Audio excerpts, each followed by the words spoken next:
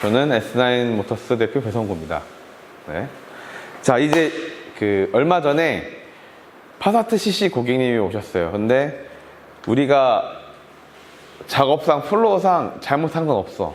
근데 단, 고객님께서의 생각은 DPF 클리닝 하면 이 모든 게 해결된다라는 생각을 갖고 계시기 있더라고. 그래서 클리닝을 하시고 나서 어쨌든 DPF 경고등이 재발하고 다시 문제가 발생이 되니까 이 부분 때문에 컴플레인 아닌 컴플레인으로 오신 거죠. 그래서 그 내용을 설명하고 앞으로 이제 DPF 관련된 고장 코드가 나오면 어떻게 해야 되는지가 오늘의 주제예요. 자, 그래서 지금의 이제 이슈가 많이 되는 고장 코드는 P2458 이 고장 코드예요. 자, 차종은 2011년식 파사트 CC예요. 그러면 얘는 이제 이 페이스리프트가 된 2012년부터 17년까지 나온 차량인데 2.0 디젤 엔진입니다. 2.0 디젤 엔진이고, 그 다음에 DPF 경고등이라는 거는 여기 보면은 이 경고등을 얘기하는 거예요. 그러니까 크게 얘기를 하면 점점점점점점점점에 그냥 딱 봐도 그냥 배기 모양의 고장 코드가 뜨는 거예요. 그리고 경우에 따라서는 엔진 체크 등이 같이 동반되기도 해요. 그래서 지금의 고장 코드를 보는 건 2023년도 12월 달쯤에 될 거예요. 근데 잘했어. 왜냐면 뭐 이것저것 고장 코드 캡처, 그 다음에 우리가 다 뜬 것들 오디스로 다 확인했어. 그래서 고장 코드 뜬 게 뭐냐면 P2458 뱅크1 입자여가 필터 재생 소요 시간이라는 고장 코드예요.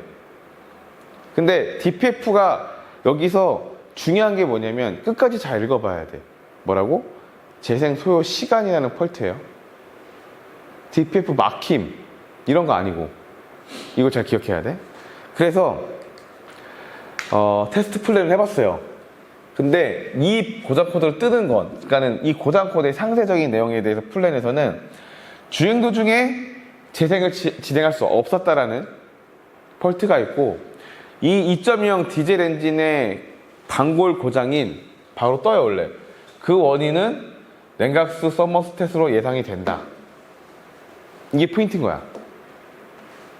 우리가 바쁘다 보면은 본명 진단기를 사용하고 그 다음에 고장 코드를 봤을 때 조금 생략해서 넘어갈 수가 있는데, 가급적이면 이제 이 고장 코드가 뜨면은 우리 정비연구소 사이트에 가서 이 P 코드를, 고장 코드를 검색을 하면 정보를 볼 수가 있어요. 그러면은 한번 빠르게 포인트를 짚고 가는 것도 방법이기도 해.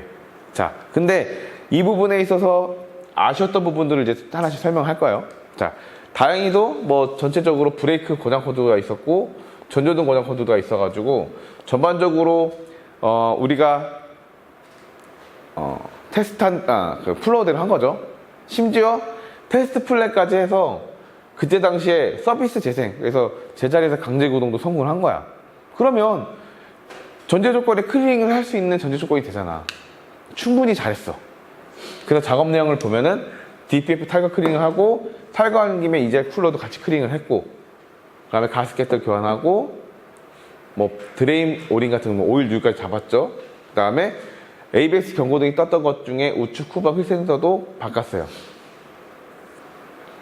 이거는 전반적으로는 저는 잘했다고 봐요. 뭐 견적도 뭐 잘 받고.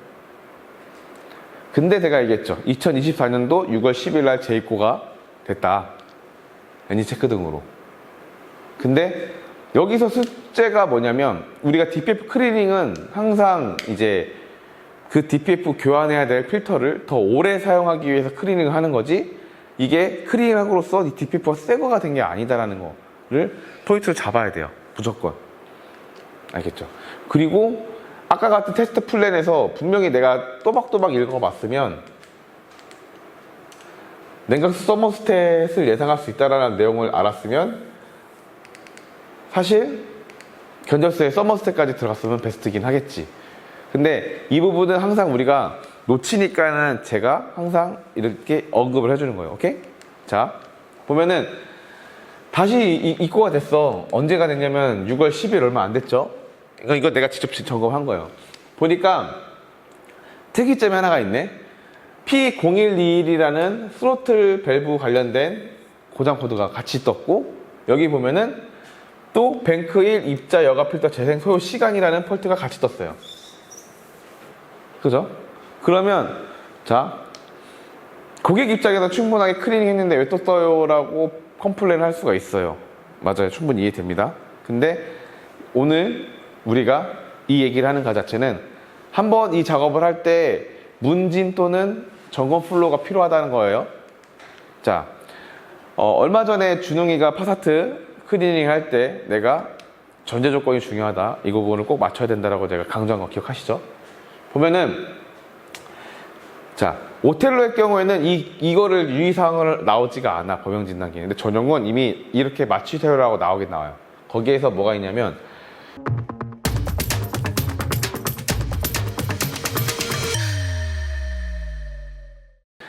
연료가 4분의 1 이상 있어야 된다. 그죠? 그 다음에 엔진 본네트가 닫혀 있어야 되고, 사이드 브레이크를 작동해야 되고, 에어컨부터 시작해서 엔진부가 켜져야 되고, 냉각수 온도가 75도 이상이 돼야 된다는 전제 조건을 항상 깔고 가죠. 그래서 DPF 재생 조건을 했을 때 만약에 냉각수 온도가 낮으면 어떻게 돼? 온도를 올리라고 한참 걸리죠. 디젤은 희방 연소를 하는 연소 조건이기 때문에, 그러니까 연소 효율도 좋고 하기 때문에 엔진열이 사실 잘 안 올라. 그래서 그 부분이 이 온도 맞추기가 상당히 좀 어렵죠. 근데 아까 말이 제가 순서가 좀 잘못 나가긴 하는데, DPF 타이거 클린 시의 기본 점검 사항에 대해서 우리가 한번 짚고 넘어가야 된다는 거죠, 먼저. 그러니까 타이거 클리닝 했을 때 이건 잘 봐야 돼. 왜냐면 DPF 클리닝을 원해서 오는 고객들이 상당히 많거든요. 왜냐면 이거는 되게 어찌 보면 성공적인 애프터 서비스에 대한 하나의 플로우야. 왜냐면 DPF는 교환 소모품이에요. 알다시피. 신입이니까 알려주는 거야. DPF는 그냥 에어클리너 같은 필터야. 근데 워낙 DPF라고 하면은 300만원, 400만원 수입차에선 그래. 너무 비싸니까 얘는 어떻게 하면 더 오래 쓸 수 있지? 이게 숙제인 거예요. 그러니까 기계적으로 망가졌을 때는 바꿔야 되지만, 그냥 일정 사용량이 됐었을 때 안에 쌓여있는 이제 애쉬라든지 때 이런 것 때문에 걔 때문에 교환하는 경우가 많거든. 근데 걔를 교환하기 전에 애쉬나 때를 빼면 더 사용할 수가 있다는 거예요. 그래서 이 DPF가 고장나지 않았다는 거를 확인해야 된다는 거예요. 그게 이거예요.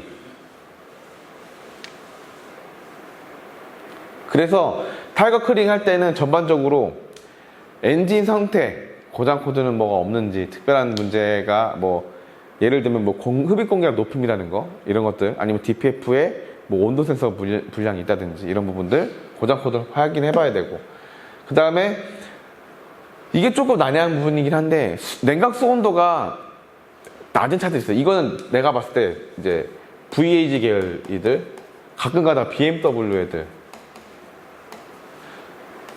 얘네들 폭스바겐 아우디 같은 경우는 필수 체크 사항이야. 오케이? 그래서 수온 자체가 정상적으로 운행하면서 혹시 막 떨어지는지는 없는지, 그러니까 이런 것 부분을 체크해야 돼요. 그래서 가끔씩은 시운전하는 상황이 어려우면, 혹시 고객이 운전을 하다 보면 냉각수 온도가 항상 가운데 있냐, 아니면 주행할 때 고속도로에 떨어지냐, 이런 걸 한번 물어볼 필요가 있다는 얘기예요. 그 다음에 후단부 파손 상태, 깨짐, 그 다음에 후단부에 검댕이가 나오거나 백화 현상, 이것도 설명해주고, 흡기 라인 누설, 그 다음에 흡기 쪽에 있는 카본 상태, 이 대표적으로 타이거 클리닝 할 때에는 이 5가지를 좀 체크해 봐야 된다. 이게 뭐냐, DPF가 있으면 엔진이 있고 필터가 붙고 엔진에 연결되고 머플러로 가잖아. 그러면 여기는 시컴할 수가 있는데 여기는 시컴해서는 안 돼. 여기에 손가락으로 만졌을 때 이렇게 시커멓게 묻으면 안 돼. 깨끗해야 돼. 오케이? 이렇게 시커멓게 묻으면, 물론 무조건 깊게 아예 깨끗할 수가 없는데 심하게 검하게 묻으면 이미 DPF가 망가진 상태예요. 이거는 클리닝 해서는 안 돼. 알겠지? 두 번째로는, 이건 정말 이제 우리가 의지의 한국인으로 배기온도 센서로 내시경을 넣어가지고 잔신히 봤는데, 나도 이건 미처 못 봤던 거예요. 근데 사진으로 잘 안 보이는데 내가 한번 나중에 첨가했으면 첨가해 줄 건데, 여기에 보면은 이렇게 깨져 있더라고요. 이렇게 크랙. 그러니까 지금 잘 안 보일 거야, 아마 확대한 거라서.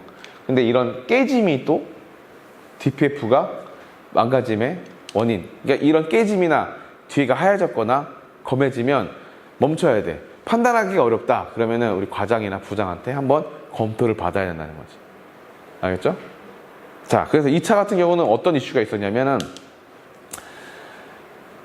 결과적으로는 내가 고속도로 시운전을 하니까 이 돼지꼬리 경고등이, 이 DPF 경고등이 꺼졌어. 근데 이걸 잘 봐야 되는 게 뭐냐면, 냉각수 온도는 90도 가운데에 정확하게 있는데, 실제 센서 데이터에서는 75도 달리면 70도부터 78도, 70도부터 왔다 갔다 하더라고.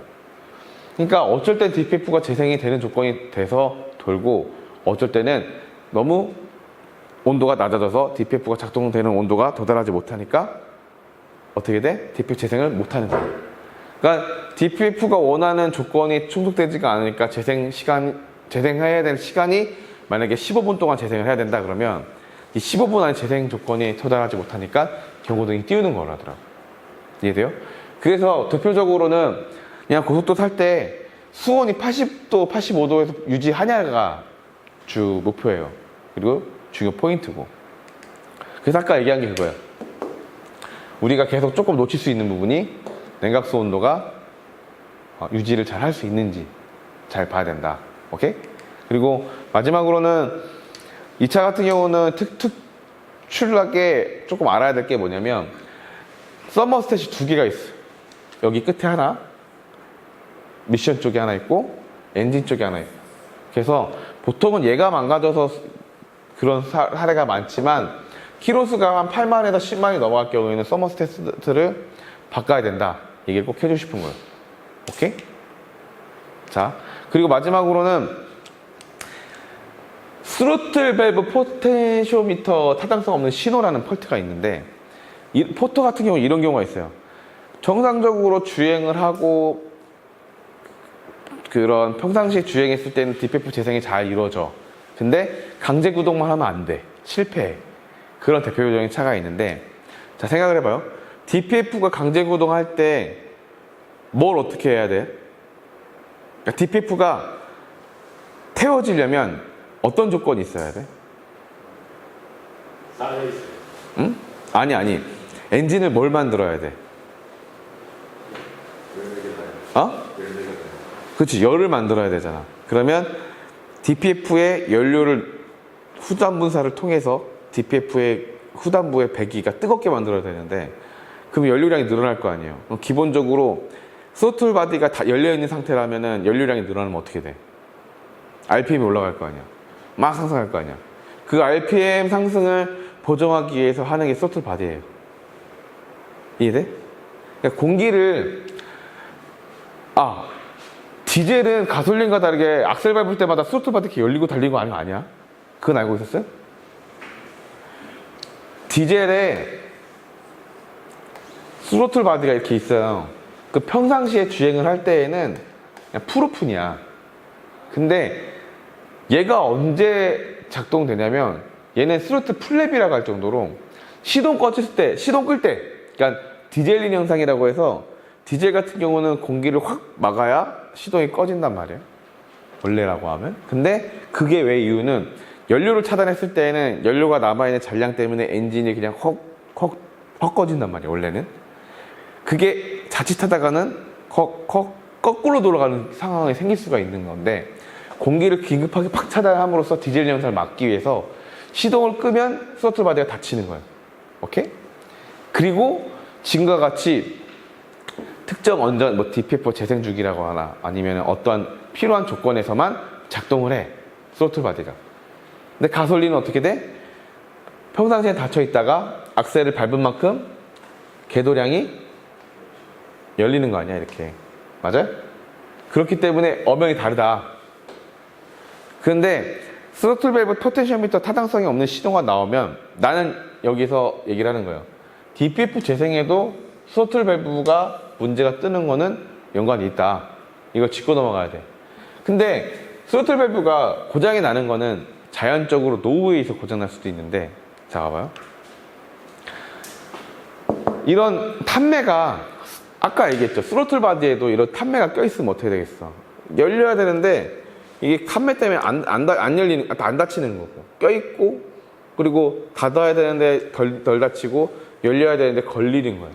그러니까 기본적으로 흡기 내에 카본이 이렇게 많은 차들은 스로틀 밸브에 오신호로 인한 고장이 나오고, 많게는 부하로 인해서 스로틀 바디 내부에 분해를 해보면 나중에 기어가 있는데 기어가 마모되거나 모터가 망가지는 사례들이 많아요. 그래서 여기에 있는 클리닝을 하라는 이유 중에 하나가, 우리가 간단하게 얘기해서 굴뚝에 깨끗해야 거기가 배기가 잘 될 텐데, 굴뚝가 막혀 있으면 이 배기가 안 되면 어디로 가겠어요? 다시 거꾸로 실내로 들어올 거 아니에요. 그런 것처럼 이런 공기라든지 이 움직임 자체가 이런 탑매들이 있으면 제대로 작동하겠냐고. 그래서 스로틀 밸브 펄트가 있으면 스로틀 밸브만 얘기할 게 아니라 흡기 카본 상태, 지금 같은 경우는 EGR 연결되어 있는 파이프를 빼서 확인한 거거든요. 왜냐하면 스로틀 바디 쪽 호스 빼기가 힘드니까. 그러니까 스로틀 바디 입구 쪽보다는 이쪽을 빼서 확인하는 게 맞겠더라고. 그래서 오늘의 중요 포인트는 딱 그거예요. 첫 번째 정리한다면, DPF 클린이라는 거는 우리가 하나의 마일리지 개선을 위한 하나의 솔루션이지 만병통치약은 아니다.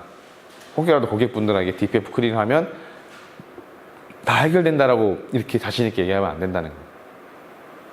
왜냐하면 자동차라는 거는 원래 상으로서 해서 매뉴얼이 명시되어 있는 부분이 있고, 우리 같이 뭐 재생을 한다든지 아니면 어떤 뭐 클리닝을 해서 세척을 한다든지 이런 부분들은 매뉴얼과도 다르기 때문에 어떠한 변수가 있을 수가 있기 때문에